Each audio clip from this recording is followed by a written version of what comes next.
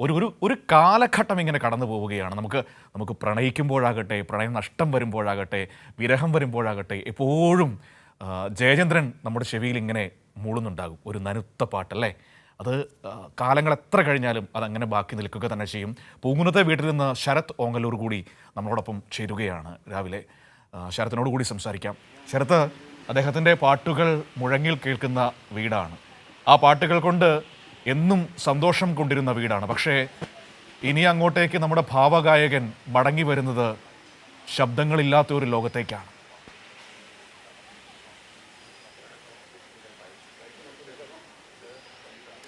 തീർച്ചയായിട്ടും മനു പറഞ്ഞ പോലെ ശബ്ദങ്ങളില്ലാത്ത ഒരു വീടായിട്ട് ഈ പൂങ്കുന്നത്തെ വീട് മാറും. കാരണം ഇവിടെ നിന്നാണ് അദ്ദേഹത്തിന് ഇന്നലെ രോഗം മൂർച്ഛിച്ചതിനെ തുടർന്ന് അമല ആശുപത്രിയിലേക്ക് എത്തിച്ചത്.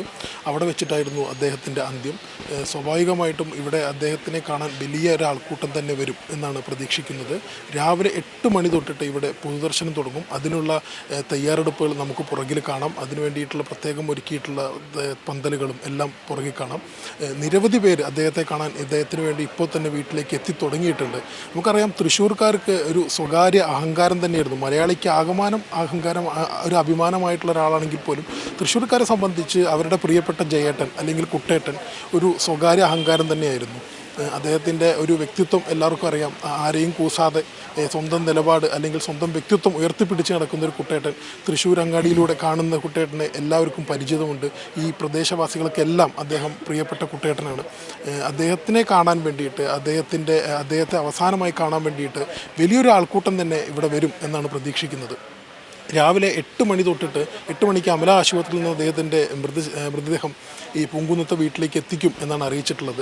അവിടെ നിന്ന് 10 മണിവരെ ഇവിടെ വീട്ടിൽ സൗകര്യമൊരുക്കിയിട്ടുണ്ട്. അതിനുശേഷം സാംസ്കാരിക നഗരത്തിൻ്റെ ആദരം ഏറ്റുവാങ്ങുന്നതിന് വേണ്ടിയിട്ട് അല്ലെങ്കിൽ ആദരം സമർപ്പിക്കുന്നതിന് വേണ്ടിയിട്ട് സംഗീത നാടക അക്കാദമിയുടെ റീജിയണൽ തിയേറ്ററിൽ അദ്ദേഹത്തിൻ്റെ മൃതദേഹം പൊതുദർശനത്തിന് വയ്ക്കും.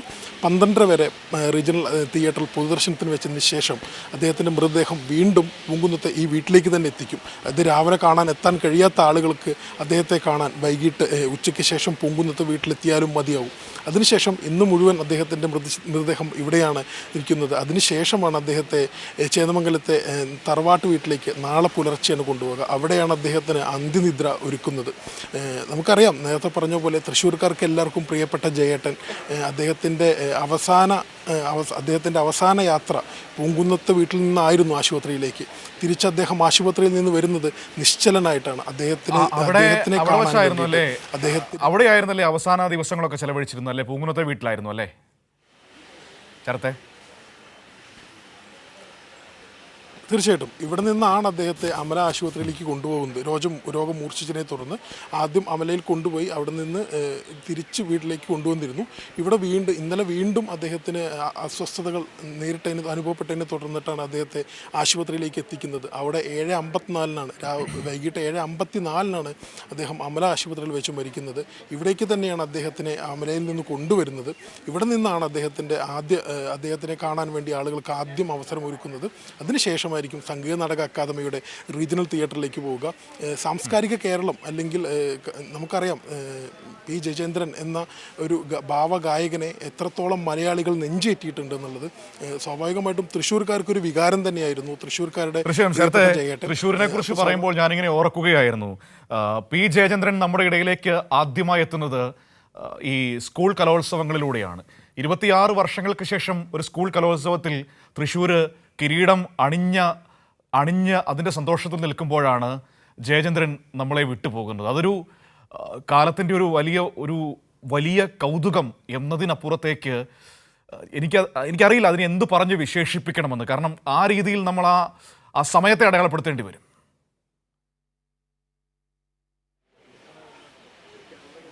തീർച്ചയായിട്ടും 26 വർഷത്തിന് ശേഷം 1999 ശേഷം ആദ്യമായിട്ട് സ്കൂൾ യുവജനോത്സവത്തിൽ സ്വർണ്ണക്കപ്പുമായി വന്ന അതിൻ്റെ ആഘോഷം ഇന്നലെ പകൽ നടന്നു. ഇന്നലെ വൈകിട്ട് ഈ സ്കൂൾ യുവജനോത്സവങ്ങളിലൂടെ ഈ മേഖലയിലേക്ക് എത്തിയ പ്രിയപ്പെട്ട മലയാളികളുടെ മൊത്തം അഭിമാനമായി മാറിയ പി ജയചന്ദ്രൻ വിടവാങ്ങുന്നു.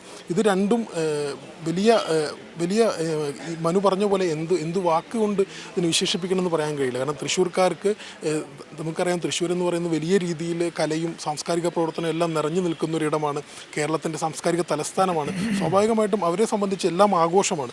തൃശ്ശൂർക്കാരെ സംബന്ധിച്ച് അവരുടെ നേട്ടങ്ങളെല്ലാം അവർ വലിയ രീതിയിൽ ആഘോഷിക്കുന്നതാണ്. അപ്പോൾ ഇന്നലെ ഈ തൃശ്ശൂർ യുവജനോത്സവത്തിൽ വലിയ രീതിയിലുള്ള ആഘോഷം, സ്വർണ്ണക്കപ്പുമായി വന്ന കുട്ടികൾക്ക് വലിയ ആഘോഷം ഒരുക്കിയതിൻ്റെ അലയൊലികൾ അടങ്ങും മുമ്പാണ് ഈ യുവജനോത്സവ വേദികളിലൂടെ കലാരംഗത്ത് ശ്രദ്ധേയനായ അല്ലെങ്കിൽ വേരൂന്നിയ പി ജയചന്ദ്രൻ എന്ന മലയാളത്തിൻ്റെ മൊത്തം അഭിമാനമായ ഒരു വ്യക്തിത്വത്തിന് തൃശ്ശൂരിന് നഷ്ടമാവുന്നത്. സ്വാഭാവികമായിട്ടും അത് തൃശ്ശൂരുകാരെ സംബന്ധിച്ച് വലിയ നഷ്ടം തന്നെയാണ്. അദ്ദേഹം വളരെ പരിചിതനായിരുന്നു. അദ്ദേഹത്തിൻ്റെ ഒരു വ്യക്തിത്വം എല്ലാവർക്കും അറിയാം. അദ്ദേഹം അങ്ങനെ എല്ലാവരുമായിട്ടൊന്നും അങ്ങനെ ഇടപഴകുന്ന ആളുകളല്ല. പക്ഷേ അദ്ദേഹത്തിനെ കുറിച്ച് പറയുമ്പോൾ ഒരാൾക്ക് പോലും അദ്ദേഹത്തിൽ കാപട്യമില്ല എന്ന കാര്യം അദ്ദേഹം വളരെ കൃത്യമായി അദ്ദേഹത്തെ ഒരിക്കൽ കണ്ടാൽ നമുക്ക് മനസ്സിലാവും. കാരണം അദ്ദേഹം എന്താണ് അപ്പോൾ തോന്നുന്ന കാര്യം എന്താണ് അത് കൃത്യമായിട്ട് പറയും.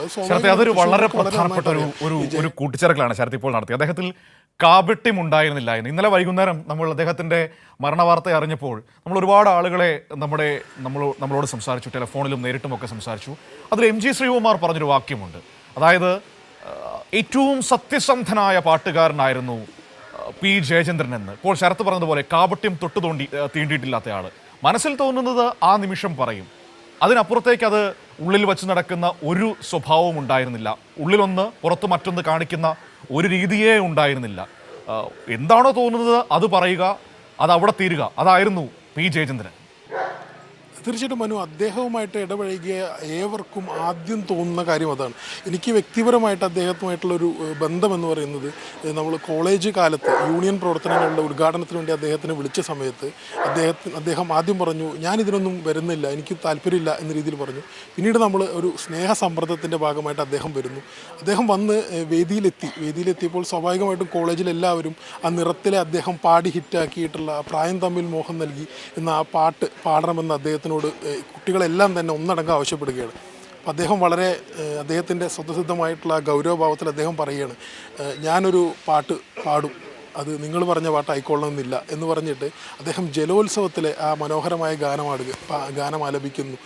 സ്വാഭാവികമായിട്ടും ഒരു കോളേജിൻ്റെ ഒരു സ്വഭാവം അറിയാം. അത് സ്വാഭാവികമായിട്ടും ഏതെങ്കിലും അപശബ്ദങ്ങൾ എന്തെങ്കിലും ഉണ്ടാവേണ്ട ഒരു സാഹചര്യമായിരുന്നു. പക്ഷേ ജയേട്ടൻ്റെ ആ സ്വഭാവം അല്ലെങ്കിൽ ആ കാപട്യമില്ലാത്ത പെരുമാറ്റം, അദ്ദേഹത്തിൻ്റെ ഉള്ളിൽ നിന്ന് വന്നിട്ടുള്ള ആ പെരുമാറ്റം കോളേജ് ഒന്നടങ്കം ഏറ്റെടുത്തു. വലിയ കയ്യടികളോടെ, വലിയ ആർപ്പുവിളികളോടെ അദ്ദേഹത്തിൻ്റെ വാക്കുകൾ സ്വീകരിച്ചു, വലിയ പാട്ട് കേട്ടു.